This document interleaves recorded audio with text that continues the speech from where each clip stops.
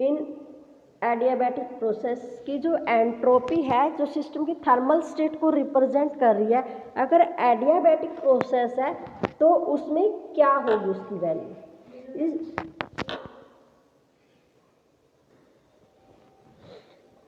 Let us consider adiabatic process को understood करने के लिए हमने एक पीवी डायग्राम ले लिया और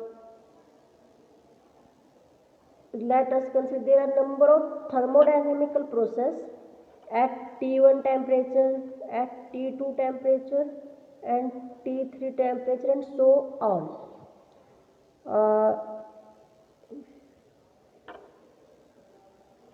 A and B, T1, T2, T3 ये आइसोथर्मल प्रोसेस हो गए और A, B और C, D represent the adiabatic process. जो T1 है ये Q1 हीट, हमने इसमें इस प्रोसेस को करवाने Q1 हीट थी। जो T2 टेम्परेचर पर हो रहा है उसको Q2 और जो T3 टेम्परेचर पर उसको Q3।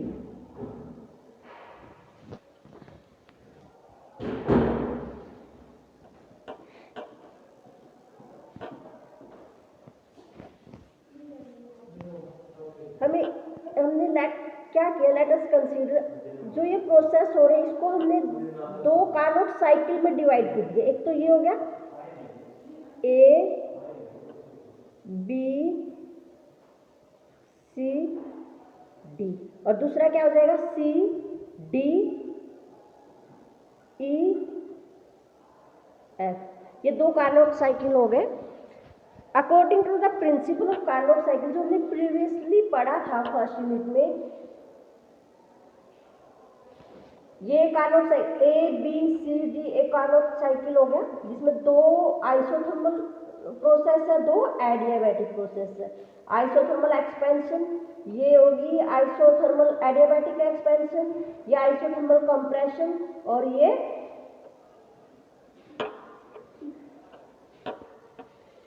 आइसोथर्मल एक्सपेंशन, ये एडियाबैटिक एक्सपेंशन, ये आइसोथर्मल कंप्रेशन और ये एडियाबैटिक कंप्रेशन।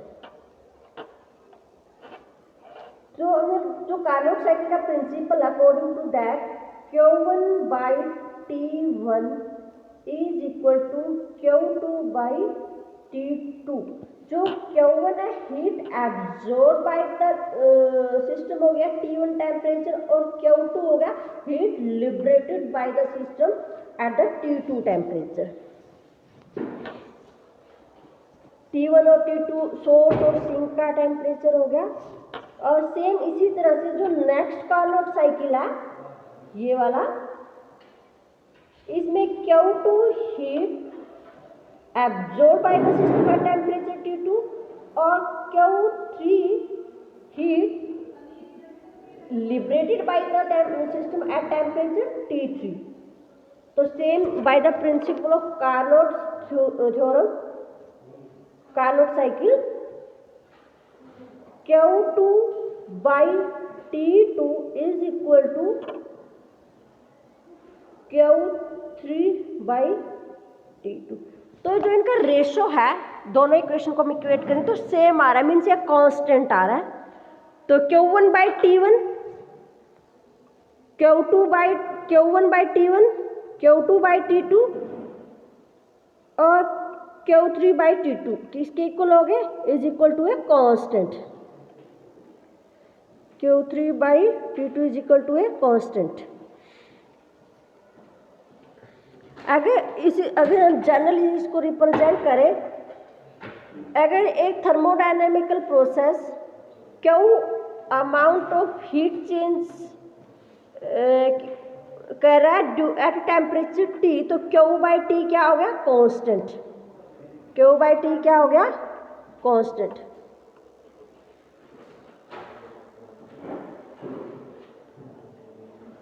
यहाँ पे Q1/T1 is equal to constant आ गया। तो इसको अगर हम एक जनरल इक्वेशन से एक Q1/T1, Q2/T2, Q3/T2 अगर एक इक्वेशन मैथमेटिक जनरल इक्वेशन से रिप्रेजेंट करें तो इसको किस तरह से करेंगे? If Q amount of heat is absorb by the system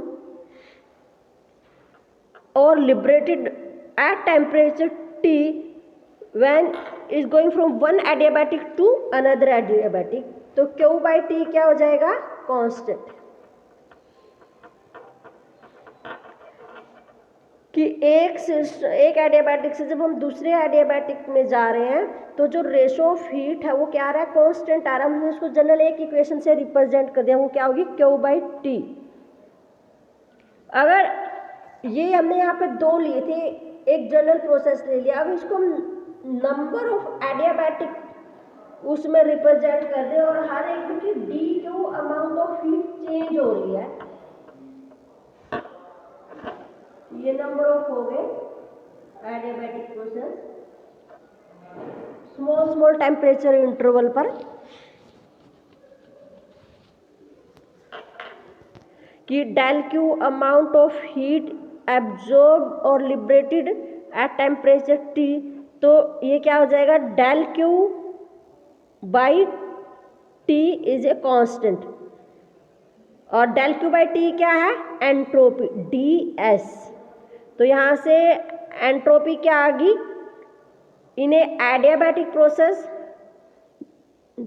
del Q/T। और एडियाबैटिक प्रोसेस में हमने क्या पढ़ा कि सिस्टम बाहर से ना तो कोई हीट लेता ना कोई देता, तो del Q क्या हो गया यहाँ पर? 0। del Q क्या हो गया? 0। तो यहाँ से del Q अगर 0 है तो DS क्या आ गया? 0। तो S क्या हो गया? कांस्टेंट।